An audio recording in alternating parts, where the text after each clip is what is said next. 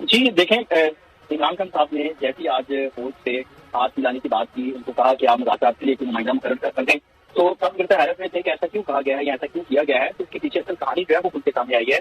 जो पीटीआई के मरकज़ी सेक्रेटेरिएट पर छापा मारा गया था, उस छापे से बहुत अनुवाद जो है वो अदारों के हाथ लगा है, जीआईटी के हाथ लगा है, रियासत मुखालिफ मवाद जो हाथ लगा है। छापे के दौरान जो मिलने वाली इलेक्ट्रॉनिक डिवाइसेज हैं, उनकी जब छानबीन की गई है, मोबाइल फोन की छानबीन की गई है, तो उससे ये पता चला है कि ऑपरेशन अपने इस्तेहकाम की जो मुखालफत एक प्लानिंग के तहत की गई है, सोशल मीडिया और इलेक्ट्रॉनिक मीडिया पर अलग अलग प्रोपेगेंडा तैयार होता था। पीटीआई का और टीटीपी का जो बयानिया था वो एक ही जगह पर बनता था। ऑपरेशन इसमें इस्तेहकाम पर जो इन दोनों का जो रद्देमल आया था वो भी मिलता जुलता था। इसके अलावा ऑपरेशन इसमें इस्तेहकाम कश्मीर में जो मुजाहरे हुए थे रियासत मुखालिफ वाक़या पर जो प्रोपेगेंडा किया गया, उसके भी वाज़ेह सबूत जो है वो वहां से मिले। और उसके अलावा 9 मई के हवाले से अदारों के खिलाफ जो पहला बयानिया बनाया गया, ये फौज फ्लैग ऑपरेशन है, इसकी हिदायत जो है वो मुबैना तौर पर राउफ हसन साहब ने दी। और ये कहा गया कि इसको पहले सोशल मीडिया पर चलाया जाए, अगर सोशल मीडिया पर कोई सख्त रद्देमल आया तो फिर इस लाइन को टेकअप नहीं किया जाएगा, उसके बाद इसको फिर मेन स्ट्रीम मीडिया पर भी डिस्कस किया गया। उसके अलावा ये भी हिदायत दी जाती थी कि मरीम नवाज की गुजारशी की जाए ताकि पंजाब हुकूमत की मुखालफत की है वो दब जाए।